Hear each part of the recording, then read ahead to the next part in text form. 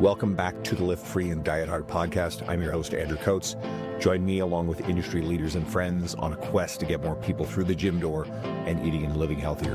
Join me where evidence meets empathy while rejecting fitness industry fads and extremism. Let's begin. Brad Dieter, one of my favorite faces and friends from the industry. For anybody listening, you don't get to see that smile and that perfect hair, but if you go do any of the video-based stuff, the YouTube or the Spotify video, you guys will see him. Brad, it's great to have you on. You were actually one of the last guests I had before I put the podcast originally on hiatus, flipped the format. So it's good to have you back. You spoke at my conference last year, very popular there. And you are the COO and co-owner of Macros Inc. And you've got a PhD, extensive work in both the private sector on, I suppose biomedical is probably like the right word, but doesn't quite do it justice. And obviously, in the coaching side, educational side of this industry. So you're a powerhouse. It's great to have you on.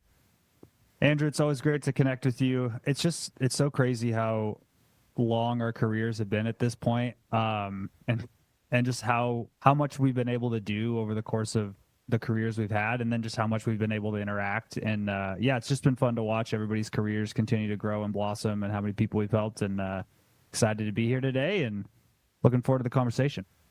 And I suppose there's one thing I left out. You recently became a dad. Congratulations, right? That's a big deal. Yes. Yeah, middle of February. So it's, that's obviously big life-changing stuff. It's been great. It's been really cool to watch my wife kind of turn into being a mom and just that whole process. So, yeah, we're excited. It's been fun. Obviously, pretty exhausting emotionally, physically. But, yeah, it's been great. It's been a blast.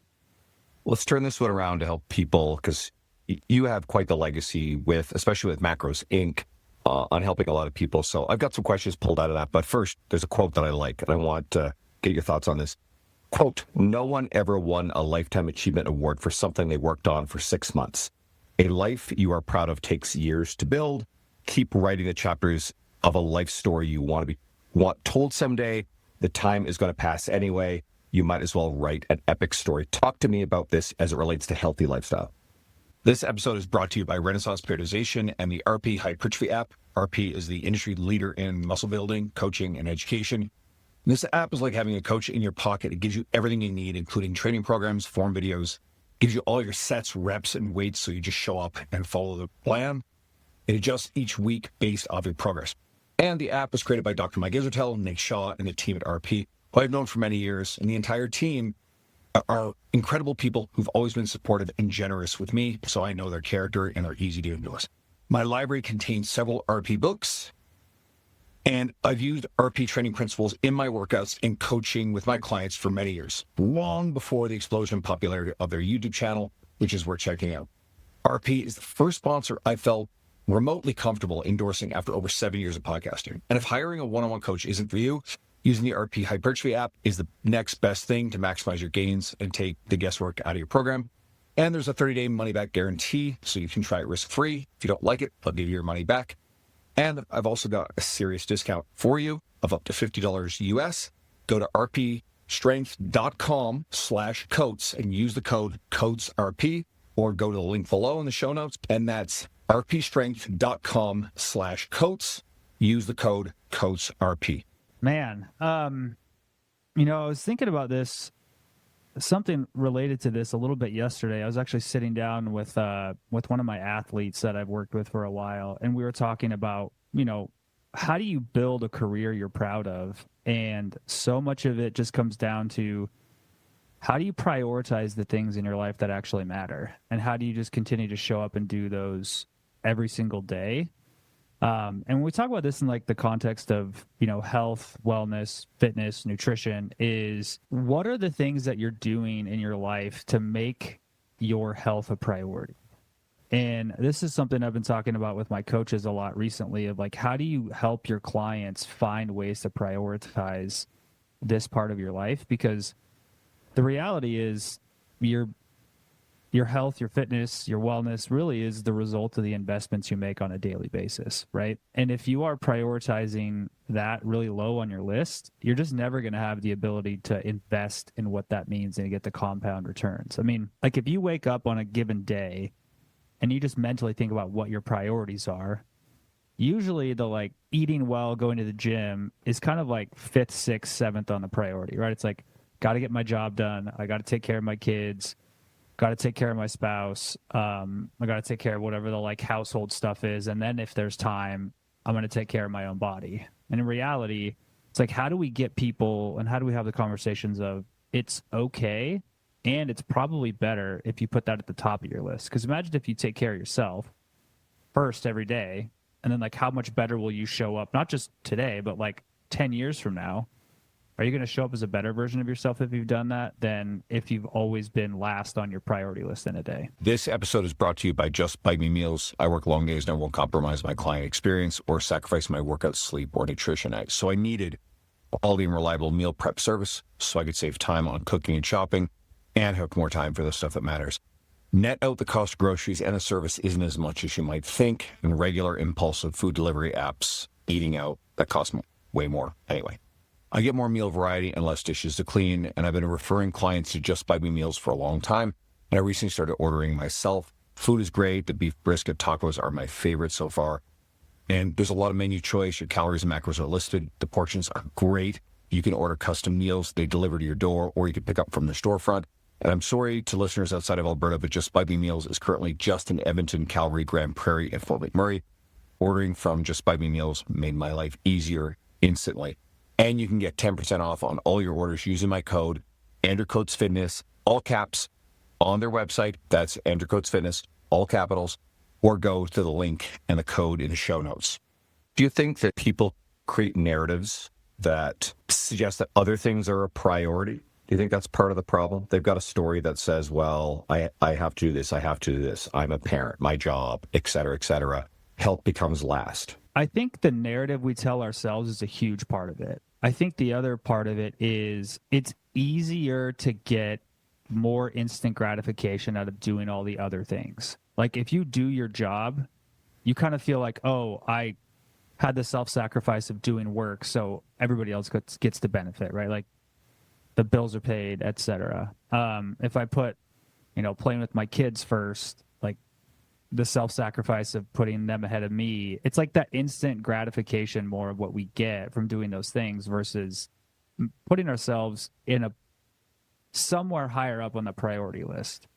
And I think that's just a lot of how we're wired, right? It's also culturally kind of how that kind of self-sacrifice is fairly high on our like cultural values list, right? Like when you get together with your colleagues and you talk about like the days of being in the trenches and how difficult life was when you were in your 20s, like that's sort of your status symbol, right? Like when we all get together, we're always like, oh man, let me tell you about how terrible it was building my business and how many 80 hours a week I worked. Like nobody really goes, oh yeah, like I prioritized my health and I did this and everything was pretty good and I just made it, right? It's like the self-sacrifice is part of the badge that we all wear. That goes to the thought about the narrative about these things have to almost come at the cost of our health. Yeah, when they don't have to. Do you also think that too many people are just living in reactive mode? They're not prioritizing and planning a little bit, thinking ahead. They wake up, look at the phone, there's a bunch of emails to get to, and all of a sudden it's just being thrown around based on everybody else's pull and demands on your time? Yes, 100%. I think that's most of us, right? And I'm guilty of that a lot of times too. If I don't make it a priority, if I don't like hold solid boundaries, like it's very quick and easy for my day to just be like, oh, I ended up doing everything everybody else wanted done and didn't really get to do the stuff that actually mattered in my own life. What does that conversation look like for the clients, the people you work with, about getting them to put themselves first, setting the boundaries, planning ahead? It's a little bit of it is just letting them know that it's okay to put yourself high on your own priority list. Like a lot of people have just never been told that. Like a lot of people have just never had somebody tell them it's okay that you invest in yourself and you put yourself first. And a lot of people just never get that message. Not because people tell them the opposite, but that's just not something people get told. Is it as simple as just telling them though? Well, I mean, it's as simple as just telling them, but then getting them to believe that is a little bit different. And so I think it's a little bit of like the repetition of continuing to remind them of those things. And then also it's a little bit of you've got to get clients to gain the experiential knowledge of what it feels like to do that, right? Like the first day that you kind of prioritize yourself, you feel selfish. Like you don't feel great about it. It's a little bit weird. It's kind of like the first time someone asks you to go do something and you just tell them no and they ask why and you're like, I just don't want to go, instead of making up some excuse, right? It's like, it's a weird feeling to do that. And so you kind of have to, for weeks or months, get people in this mode. And then they're like, oh, I get it. This is actually good for me and good for everybody else. A lot of it's, I mean, one of the analogies I'll use on this like experiential knowledge piece is like if you've got a client who for 10 years has been told you have to eat a low carbohydrate diet to maintain a low body weight and a low body composition, like until they've actually followed a higher carbohydrate diet and maintain their weight, they're never going to believe you. They just don't know what that feels like. And so you have to get them in that mode of like, can I do this for days, weeks, months at a time and get the results? So they're like, oh yeah, this is what this looks and feels like. Let's go deeper on that. Your company has helped hundreds, probably thousands of people improve their metabolic health, lose body fat, get more active, and maintain this stuff. What are the habits across the data that you see, the trends, for the people who lose the weight, keep it off, stay active, versus the people that fall back into old patterns? You know, I think one of the things that we've seen is the people who can be fairly resilient of a bad day or a bad week. Like if they have a good week and then a bad weekend comes, if Monday comes around and they can just get back to it, versus they let that bad weekend be like, oh, well, I don't really want to check in with my coach because I had a bad weekend. It's going to be an uncomfortable conversation. If they can just kind of roll with the mistakes, quote unquote, the bad days, that's a huge piece of it. Just the consistently showing up and not letting the bad days compound is a huge part of it. The next one is probably a little bit tied into that, but just developing a level of consistency over months and years is really what separates people. And it's not the level of intensity in which they tackle things. It's just, can they actually do something for months at a time? And it doesn't have to be perfect. It doesn't have to be like, you don't have to go from, day one being, having really bad habits to day two having perfect habits and sustaining that. It's like, can you just show up every day and just do some of the work required every day for months? Those are the big things we see. And then I would say, the third thing is the people who can unwind the narratives they've told themselves is huge. Like I could almost classify clients into two categories of people. People who come in with a self-narrative that's negative and unchangeable, and then people that come in and have a narrative that they're open to changing. Like a lot of times, fixed versus growth mindset, right? Yeah, fundamentally. Yeah, and I think one of the things that's really interesting is the amount of labels people put on themselves, whether it's in addition to the fixed versus growth mindset of just like the number of labels somebody puts on themselves is directly correlated to how well they're able to change. And so like when I see a intake form and I see like, I'm XYZ, I'm like, oh, okay. This person already in their mind has a picture of who they are. I'm a foodie. There's a lot that I zero in on. So I'm like you. I zero on specific language. And whenever a client in front of me uses fixed, rigid language about their identity, and I don't criticize, but I pause and I draw their attention to it. And I then talk about how, when we define ourselves in certain ways, it deflects from, especially if that label is somehow, and here's a word I love, permission. It gives us permission to behave in a certain way. And therefore we've sort of absolved ourselves of a sense of agency or control. It becomes an external locus of control exercise where they think, well, I am just beholden to this narrative and this identity and I can't change it, is what you're saying, right? Yeah, and so this was an interesting thing that I've learned over the last 10 years. So I remember at one point early in my kind of fellowship phase of my career was kind of when the medical establishment was changing the phrasing from people who were diabetic to people with diabetes. And now instead of obese people, it's people with obesity. And, I think the medical community made that shift to try to avoid the stigma. But what I think the actual value underneath that is removing the label, because people are not a thing. Like, people are not a foodie. People are not a diabetic. People are not an obese person. Like, people are so much more than the labels they have given themselves. And most of the times those labels just get in the way. Makes a lot of sense. Go on, like, take further if you have anything. Yeah, I mean, I think it's like, if you look at your own career and what you've done professionally, how many of the things that you thought you'd never be able to do were a little bit tied to like the mental barriers you put on yourself, right? You're like, oh, I'll never be a world-class trainer because I don't have X pedigree. Oh, I'm never going to be famous on social media because I'm, from a small town in Canada. Oh, I'm never going to do this because, I started my career late. It's like all these labels we put on ourselves until we realize they just don't make any sense. I'll give you a very specific one, and I've used this in presentations about this. I remember early in my career, I was working in commercial gym. Now I was very busy, really, really busy. Word of mouth, referral, did great. But I remember listening to popular fitness podcasts, reading T Nation and the other, big publications, and following the industry leaders, the authorities. And now, of course, many of those people are now my friends. But I remember distinctly thinking there were two kinds of fitness professionals. There were the regular everyday trainers on the gym floor, like me, and then this tier of authorities and leaders. And at no point for the first several years of my career did I have any concept that there was a pathway to this. They were just there. They were just successful. They were it.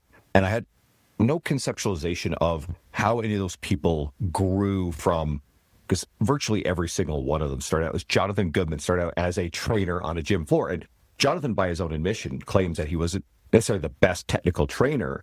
Now, he was very good at staying very busy.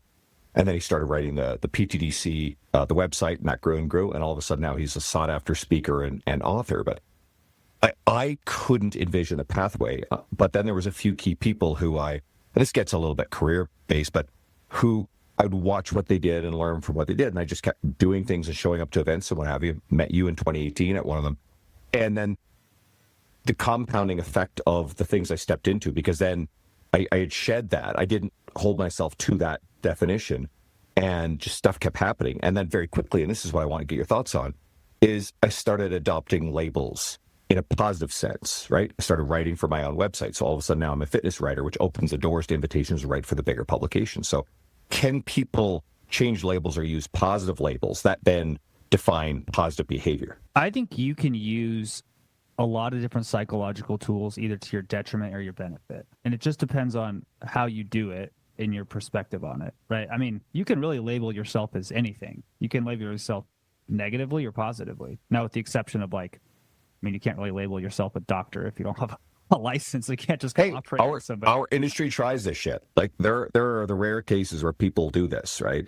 Yeah. They fudge the lines where they may technically be able to use the label, but they imply that there's something or not. Yeah. That's like, I think there's a story of some guy who just pretended to be a neurosurgeon and was like doing brain surgery on people and had never gone to medical school. That's like some crazy story. But it's just, there's a lot of psychological tools that you can use to your benefit, but most people end up using them negatively because that's just human nature, right? We see this with clients all the time of they label themselves as all sorts of things. Like, hey, I just am not a gym person. I'm just not a fitness person. I'm just not X. I'm just not Y. It's like, where did that come from? Like, I don't know. I just decided it one day. Why? Well, because I've never done it before. It's like, okay, well, how about you do it one time and then you just slap the label on yourself of now you're a runner because you ran once. Oh, can I do that? Well, you did it the other way, so why can't we just do it the other way? Like, these are things that people don't really think about, and they can use them on both sides of the line if they actually just take time to think about it. Have you ever had clients who left your guys' organization coaching for the allure of a fad, maybe another system, only to return later? What happens there? Let's see, every day. Like, I mean, we have so many clients that somebody's always leaving every day. And then a lot of times they go to something else and they come back. I think there's a lot of reasons for it. Probably the top reasons people would do that is the most uncomfortable one is people don't want to be honest with themselves. Like, really good coaching in our space involves pretty difficult conversations and asking people to objectively assess their own behavior, right? Like, we know if somebody's trying to lose weight, the basics of weight loss are pretty simple. Like, how much are you moving? How much are you consuming? And what's the delta between those two? Now, obviously, there's behaviors that are really complicated that go into each of those parts of the equation. But a lot of times, people aren't ready to have the honest conversations with themselves. So as a coach, sometimes you try to hold your clients accountable and they're like, you know what? This is too much. I don't want to deal with these conversations. I'm just going to go try this new thing that I saw on Facebook or Instagram or whatever it is. That's a big reason. Another one is we live in a world where we're so distracted. Like, I just think about how many different ads for different things I see on a daily basis. And just like, there's always the promise of something new and better. And so I don't blame people for being like, oh, this looks different. It looks new. It looks sexy. I want to try something new. And people are always going to go try new things, right? And then when it doesn't work, they're going to go back to what works, right? This is just part of human behavior. Like, it's baked into pretty much everything, right? It's like, why do people in happy, committed relationships go find other people, right? It's like, this is just what we're wired to do. Like, we're wired to go seek novelty. So I think that's another part of it. And then the last piece, probably the last major reason, is doing what's required to have meaningful results over a long time requires a level of effort. Like, there's just no getting around that. And so sometimes I think people want to take a break from what's hard and try to find something that's a little bit easier for a while. And sometimes it's because life's tough. Like, sometimes you hit a period of life where you just want something a little bit easier than what you're currently doing. Like, why do we sometimes take vacations from work? Like, I think that's also just a big part of the human psychology of like, this is hard, I need a break, but I want to tell myself I'm still doing something for my health, so I'm going to go try something that's easier. Does it ever work? Not in the long term. Oh. Yeah. Why do they come back to you guys? Or, you know what? What are they coming back to? What are they coming back for? We had a client review come in, I don't know, maybe 6 to 12 months ago.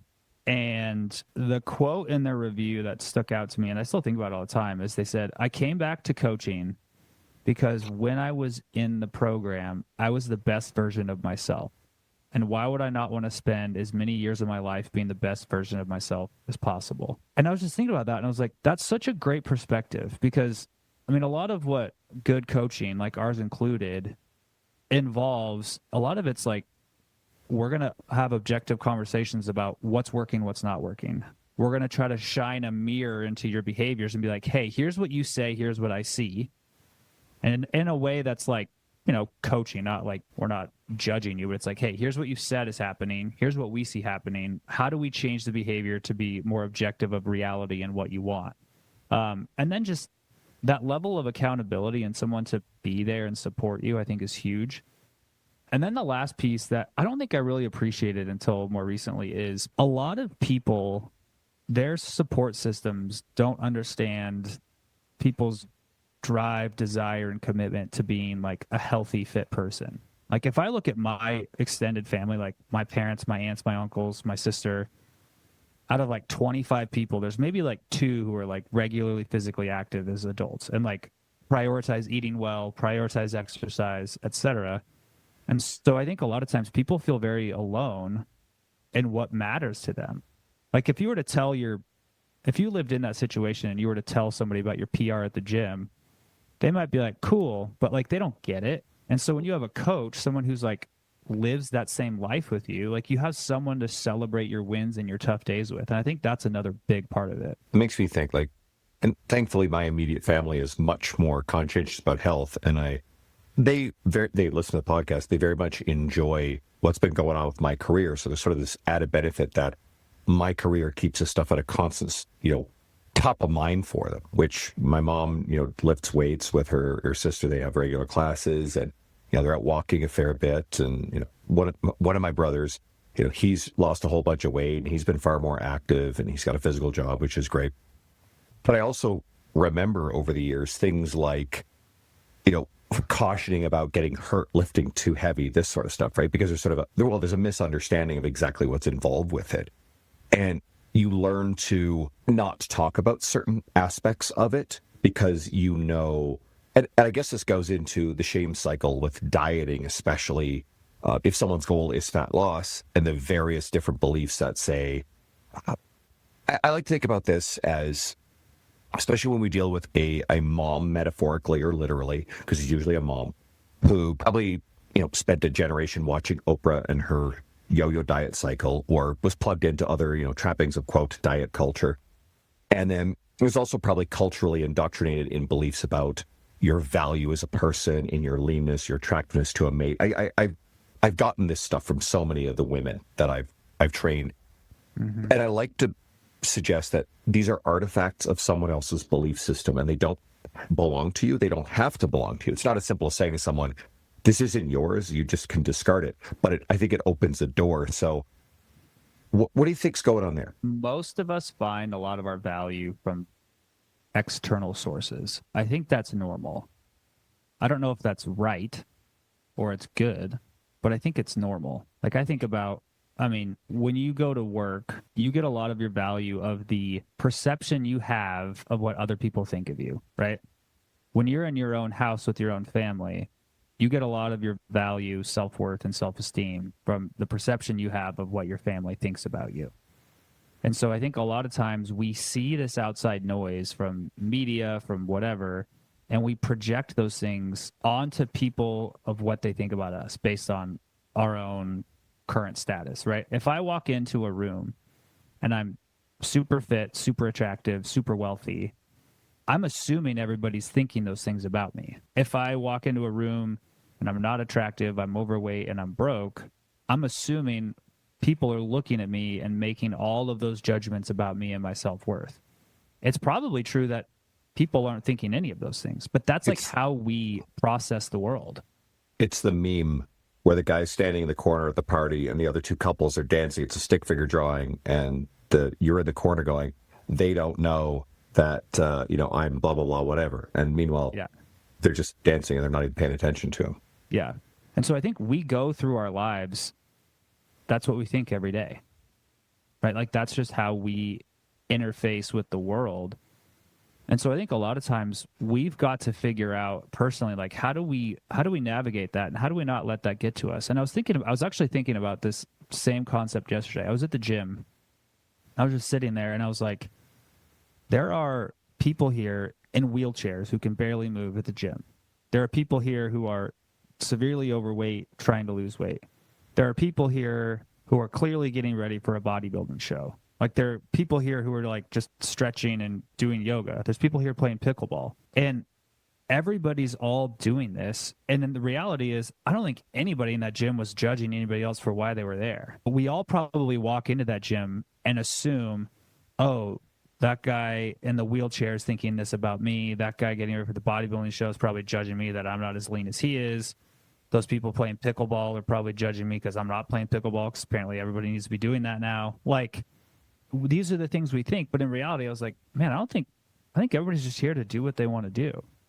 And we need to just not let what those people are thinking about us on a day-to-day basis determine how we feel. And I think that these are narratives that give us permission, because we feel like we're being judged far more than we probably are. Yeah. Let's say 1 out of 20 people happens to have some sort of negative thought. But if you recognize the fact that the overwhelming majority don't, and you can train yourself to go, no one is thinking about me, they're all worried about themselves, then for maybe the occasional time you encounter someone who has some sort of negative attitude about you, well, you're also filtering that out, so you don't care about it and you don't let it affect you, right? You just go about your business. And I think that's the best mindset too. And here's another way of putting it. And I figured this out in university. And I remember it very viscerally because I'd walk through the tunnels and the hallways at university. And I might walk past someone that I met and I knew socially. And I'd, smile or try to say hi to them. And they almost seemed like they looked right through you, but they're just looking past you and walking. And then I would attribute some sort of negativity or, oh, they don't like me, right? You're a 20-year-old kid in university. But then very quickly I realized, like, how fucking egocentric is it to believe that this person is A, concerned with you, or B, that let's say you encounter someone who's having like sort of a bad day. Like there's a little bit of negative energy that somehow you are the cause of what's going on with them. There's all sorts of other shit going on in everybody else's lives. I mean, think about our own experience. And these people simply are not thinking about you or affected by you. And when you think about it that way, you're like, yeah, that makes sense. And I like making people realize this. It's bloody egocentric to actually ever think this way. And you can let that go, and it's very freeing, and you're not worried about other people's judgment. Yeah. And I think worrying about these things, so the person going into the gym worried about what other people are thinking, it can be a thing, again, grants permission to go, well, I don't feel comfortable here. I don't want to be here. I know I need to be here. But you build up this fear, and it's like, all right, this is permission not to go, right? To stop doing the thing that they need to do. What happens when you remove support structures for healthy lifestyle behavior? And that includes coaching. We've heard talk about this recently. I think here's what I think happens from what I've seen. It's fine until life gets tough.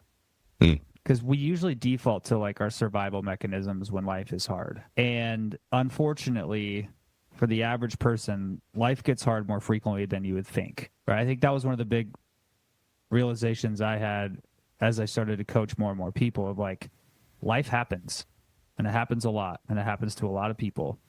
And, there's job loss, there's accidents, there's sickness, there's divorce, there's kids, there's moving, there's all sorts of stuff. And the support systems are what really help people stay on the path when stuff gets hard. And so I think what happens a lot of times is people do the opposite. If they go, life is too tough right now, I don't want to spend any effort in the support systems because I'm in survival mode. And it's like, that's actually probably when you need to lean on someone the most.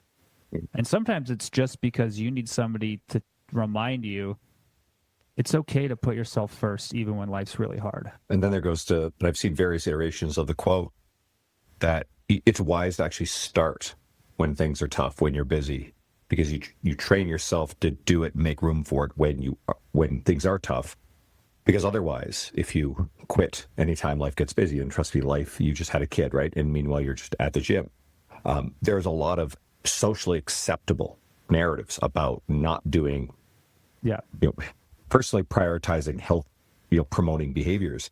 But if that stuff's ingrained when things are difficult, then you don't give yourself permission to say, well, it's too busy right now. Yeah. And I think, if you were to just objectively ask somebody, let's say a pending crisis in your life is coming, whether it's a relationship issue, an illness issue, a job loss, or whatever. Do you think you being in the best physical and mental shape is going to help you do a better job getting through that? Or do you think if you just kind of like just get through your days and are in survival mode and you don't take care of yourself, are you going to get through it better? And when you like ask people that, they're always like, well, yeah, me being in the best physical and mental shape possible is going to help me get through that the most. But that's just, we're so wired to just take the easiest path. Like that's just normal human behavior, except for the like few crazy people out there. Some people just like to find the hardest path possible through anything. But like when you ask people that question, it's a pretty obvious answer, but they usually don't stop and actually think about that. If someone calls you obsessive about something, this is a quote, take it as a compliment. Being focused on the details to become excellent is something to be proud of. Most people won't understand your desire to be great. Talk to me about that. Man, this one hits maybe a little bit close to home. Try not to get emotional about this, but 20s and early 30s were very intense. Just like worked a lot, took a lot of risk, was pretty focused on a few things. And I remember having a conversation with my family. They like sat me down and they were like, hey, we don't understand you anymore. Like, we don't know who you are. Like, you're always busy. You've missed some like family stuff.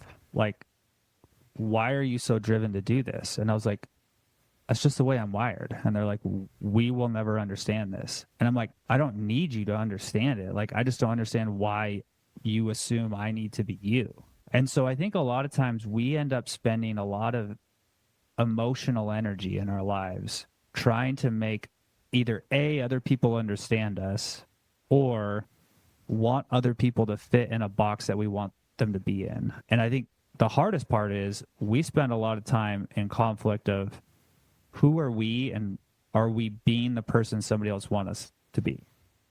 And that can be really tough. And I think a lot of times our clients, especially if they have, like a family structure or a lifestyle that's very different from the people around them, there's kind of this tension of like, oh, it's 6 a.m. and you want to go to the gym on vacation. You're crazy. What are you doing? Right. And like these things are often in conflict. Any thoughts on setting boundaries against the pressure, even let's say sabotage that people face, whether it's, the proverbial office donuts that come out all of a sudden when you start talking about the fact that, hey, I'm on a diet and I'm trying to be healthier? I think you can spend a lot of time vocalizing your boundaries to people and trying to get other people to change themselves and your environment so it suits you.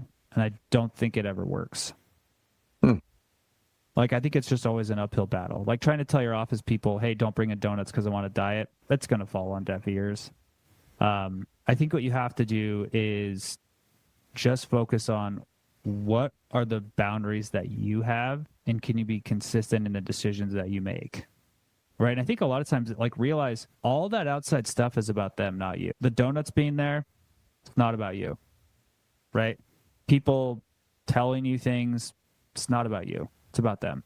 And so you just have to be congruent with the decisions that you believe in and that you want to make. I definitely believe in some scenarios, your efforts is a stimulus that makes them uncomfortable.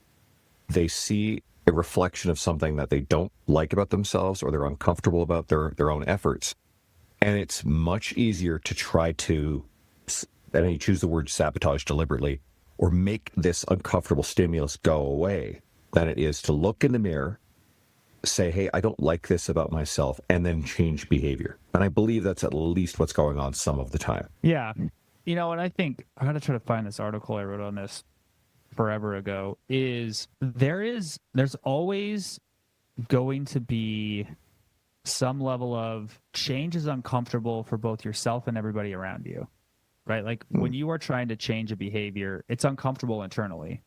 It's also uncomfortable for other people because they have this view of who you are. And then when you're doing something that's not who you are, it's uncomfortable for them because now you're, one, a slightly different person than they thought, and two, you're going in a new direction and they don't know where you're going to end up. So there's a little bit of uncomfortable, like, oh, who are you going to be in a year from now? And so I think that also is one of those things where it's like, just know that people are sometimes uncomfortable with that change. We can take that a little further. You are in people's minds who they need you to be. So I like this little thought exercise. It goes back to something you said earlier. When we walk into a room, we assume people can read our mind. We've all experienced that. We think that everybody can, sense all of our deepest, darkest thoughts and fears. They're not paying attention, and they certainly can't. But the only person that actually knows you, everything about you is you. You are a construct based on carefully selected ideas and narratives about you and how you show up in these people's world. And if you've ever wondered how, there are people in my world who think I am the nicest person in the universe, and I could never, ever, ever have any sort of, difficult streak or no one could ever dislike me. And are you fucking kidding me? It just depends on who's done what to provoke the nastier side, right? That's a different story. But if you start thinking about this, you realize that nobody actually really knows you. You're just in their minds, what they need you to be. And what you alluded to is the fact that all of a sudden now you've changed, and that makes them a little bit uncomfortable. There's cognitive dissonance all of a sudden between their construct of the identity formed of you and how you are now behaving. And I think this is the part of the journey that often feels comfortable and lonely, right? Because one, you're not quite sure where you're going to end up, and the people around you aren't quite sure where you're going to end up. And that's just, it's limbo, right? It's sort of like, if you worked a regular corporate job and you leave to go become an entrepreneur, you don't know where you're going to end up. And if you're married, your spouse doesn't know where you're going to end up. Maybe you guys end up rich and balling in a mansion, or maybe you guys end up living in a shoebox, and that's really uncomfortable. And I think that's just acknowledging that fact is usually a really good thing for the relationships around you. Like just saying, hey, I'm adopting new behaviors. You're going to see things that are different and they change. And just know that this is coming. One more quote that I pulled out that I liked, and it's related to a lot of the stuff we talked about. Quote, "It's okay to do the work in silence. It's okay to win in silence. It's okay to celebrate in silence." So there's two things going on here. And let's relate this to healthy lifestyle behavior change. Do you think that too many people require external praise or validation to support their ongoing efforts for lifestyle change? And then when they don't get that, is that part of the reason why they don't keep up the behavior, the external validation? I think it goes a little bit deeper than that. I think especially in the modern world, I think people think the external validation is going to make them feel like they've done the right thing. Mm. And so I think it's two layers. One, I think when they get the validation and they realize it doesn't really matter, it's not great. And then I think spending a lot of your time and energy focusing on that is not great either. I mean, it's such a strange thing that we live in a time where you are expected to have your highlights of your life out for everybody to see. Like, you're expected to. Is it because people want to see your highlights? Is it because you want the validation from your highlights? Or is it like, what is the reason we've all adopted this? I'm not quite sure. This makes me think about everything you just said, makes me think of why, and I recently had Ava Cowan on, we talked a little bit about this, but especially when I think young women, on average, I think men can be susceptible to this too, but who may not have a good relationship with their body image, insecure, what have you, but then they want to go compete in a local bikini or other sort of physique show, thinking that, well, I will get validation when I step up on the stage. The process obviously is quite difficult, but then what ends up happening is you're judged and, quite frankly, critiqued, and you give it a placing. So to me, that sounds like a cocktail for disaster in a lot of cases. Yeah, it's funny. I've been doing this for 20 years, and I've never once had the desire to go do a physique show. Just have never been like, hey, I'm going to go do this. And it's specifically for the point of like, why do I want to go on stage, take my shirt off, and have somebody give me a scorecard? Like, I've never understood why people enjoy that. I mean, like, it's a huge thing. People get it. We've helped people get ready for it. But like me personally, I've never really wanted to do that. But I mean, I think that's one of the missing pieces. I think a lot of people don't focus on is like the thing that actually matters during your journey is the journey itself. And it's and I know it's cliche, but it's a little bit of like who you become along the way is actually what really matters. And you've got to really think about when you spend so much time like being public with all of the stuff you're doing, how much of that process on a day-to-day basis are you focused on? What is the outcome of today's output, like the selfie, the whatever, and you're just losing the work process. I mean, I think about this fairly consistent or fairly regularly, like on the business side of stuff of like I can't tell you how many ads I see a day of like, I'll help you build X figure business. I've done X, I've done Y. And like the work that gets done behind the scenes is what actually matters. And you remind me, because the event that I had you speak at, it was definitely geared towards coaches and career development. And I've been at a lot of the big, fitness mentorship type events, and some of them are actually spectacular, run by great people. My friend Luca Hosvar spoke at his Vigor Ground Fitness and Business Summit. Sensational experience, right? We have a lot of alignment in how we envision wanting to help coaches. But I bet it's some other ones that this is almost like too pushy an upsell per se. And I brought you in, and you have a fairly, humble and, fairly quiet presence across media because you're so head down in the work. But I brought you because, I know you're a great public speaker, you're really knowledgeable, but you have a very successful company that's transformed a lot of lives and provided careers for a lot of great coaches. So I wanted your wisdom and insight from a successful career, but you almost never wave that around on media. And the room, when you were speaking, the only mistake I made was putting you too late on the second day, right? I wish I'd put you on day one, because that people would have been like just all over you the whole event, right? But they were just they were mesmerized and they were locked in on this stuff, and the reviews were fantastic, right? Because there's a lot of wisdom from success there, and Yeah. there's something about someone who does it without being overly flashy, and I think you can share the wins. Like I'm great about sharing. So I pick my spots when I share my wins, but I like sharing the wins. And you also know who, it's not to say like everybody has to clap and cheer every time, but you know who your friends are. And it's nice to see who's genuinely happy for you. You kind of know those sort of things. But I also try to channel in a way that inspires and shows the path and goes, hey, I have my entire career with everything I've done is like, here's the process. Here's what went into it. Here is the way to do this stuff. If you guys want to, and a lot of people have followed the footsteps, and there's a lot of people who've been like, no, I just want to, I want to fast pass through this. It's like, there is no fast pass. Yeah. You know, I think when I wrote that quote, it was geared toward, I think a lot of times people who are doing the work and seeing the results, but are not public about it. I think sometimes they feel like, oh, I'm not doing enough. And I think a lot of times people need to be reminded of like, just because things aren't public doesn't mean they aren't important. And so like I have that conversation with like our staff a lot. I have that conversation with clients of like the external validation is the cherry on top. It's not the win. The win is like in business, the win is you've helped way more people. You have better financial security so you can make better decisions to build a better life for your family. And you have the mental peace of knowing like I have the ability to do the work I want to do every day. The awards and the big tax returns and like getting to say you built a 7-8 figure business, like the reality is none of that means anything. Right? It's all the downstream stuff. On the health and fitness side, it's like the selfie that gets 500 likes on Instagram. That's cool. Or 1,000 likes or whatever people get now.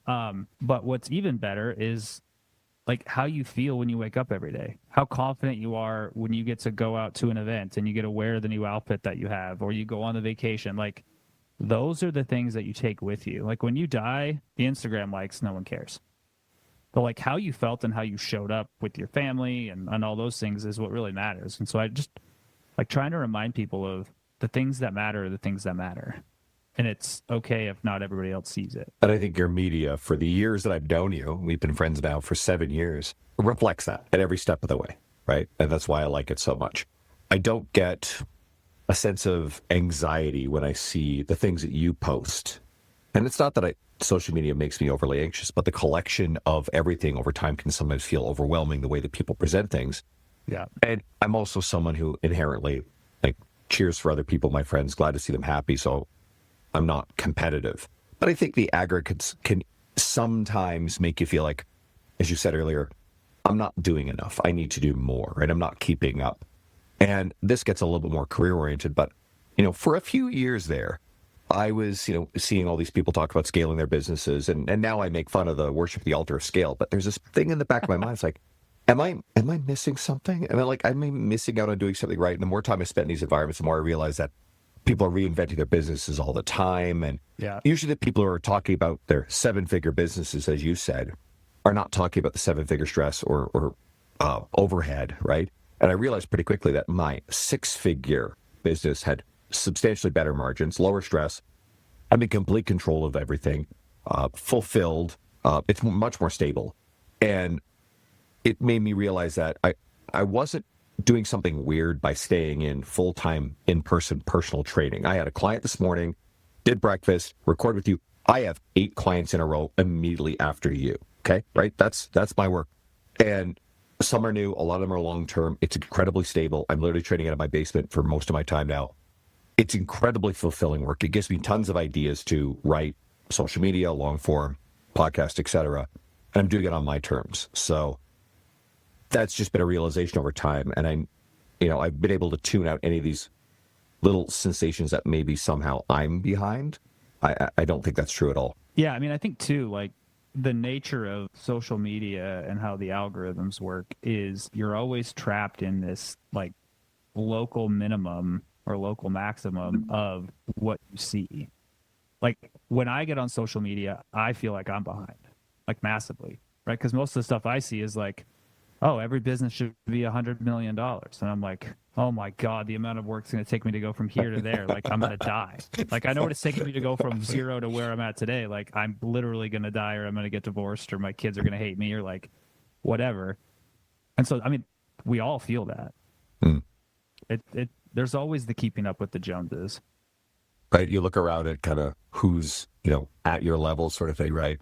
It's just, I suppose, take good lessons from Hormozy, but don't take it all too literally, right?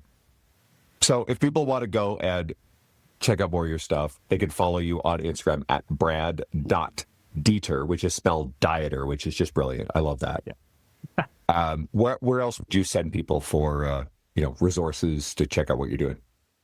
Yeah, macrosinc.net. You can find us there.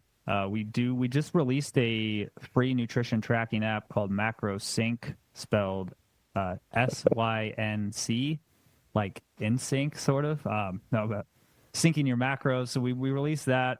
It gets updated every couple weeks with new features. We basically decided all of the big ones that used to be free, they then took some of the features and put them behind a paywall. So we built it. We paid for it. It's free. Everybody can go use it. Instead of me driving around a Ferrari or a McLaren, people now have a free nutrition tracking app. So that's great. It's actually much less headache for me than having something like that in the garage. So it's funny because now I got to avoid getting in trouble with my sponsor, Macros First, which is a great free nutrition tracking app. Jacob, I love you, man. You're great. Yeah. And you guys got to hang out and meet because he was at my event and was a sponsor of the event. So yep. he's been wanting to connect with you, really loves your guys' stuff, right? But you guys have your own thing. So anyway, Macros Inc., Macros First, they're both amazing. Don't get them confused. And it's great to have you on here again. Thank you so much. Everybody listening, please go, dig into what Brad's doing. And if you are recently finding this episode, maybe you found it through Brad's media. I think a lot of your world kind of knows me. We've spoken at a bunch of events together, but I would love to have you stick around. I've had our friend Mike Dola not so long ago as a guest. And I've had great episodes with people like Dr. Spencer Nadolsky, Dr. Crystal Guevara. Both of those episodes went really heavy into GLP-1 agonist medication stuff, lifestyle, obesity. There's a lot of stuff on that theme, but please scroll through my guests. I've been working really hard on bringing the best episodes and evidence-based stuff that does a better job than the popular wellness podcast stuff, which we get people who sound authoritative saying all kinds of crazy shit. So I'm trying to bring you guys the best people. So stay tuned, and thank you guys so much. Thank you, Brad. You bet. Thank you, Andrew. It was an honor to be here, and I love watching the last few months of how stuff has grown on your podcast. So keep it up. Thank you so much for listening to this episode. I've put a ton of work into bringing you industry-leading guests. I also put a ton of work into my coaching programs. Registration is now open for my Forever Strength 13-week online women's strength program. It starts Monday, June 30th, but secure your spot today. I cap registration at 125 members. This round offers between 2 and 4 full-body strength workouts. It's flexible for you because summers get busy and you don't want to drop your strength training completely until fall. You can choose between a gym program or a home dumbbell and TRX version. There are tons of great programs out there, but here's what sets mine apart. While my program is structured so you can function independently, I'm here when you need help. For form feedback, coaching, support, and I reply promptly, not just in 24 hours. I've heard horror stories about coaches and programs that charge high ticket prices only to have the coach take days to respond, if they even do at all. More and more coaches are trying to automate, systemize, and scale themselves out of interacting with their clients or even being a real human. You'd get better support from it. Instead, try my support and program this summer, all for just $160 Canadian, and you can save 10% on that using the code LIFTFREE, all one word, LIFTFREE. Register at foreverstrength.ca or use a link in the show notes or message me directly on Instagram. I'll hook you up. If you're a coach, you're welcome to. We often put our own training last, and it's nice to have a plan and support when you need it.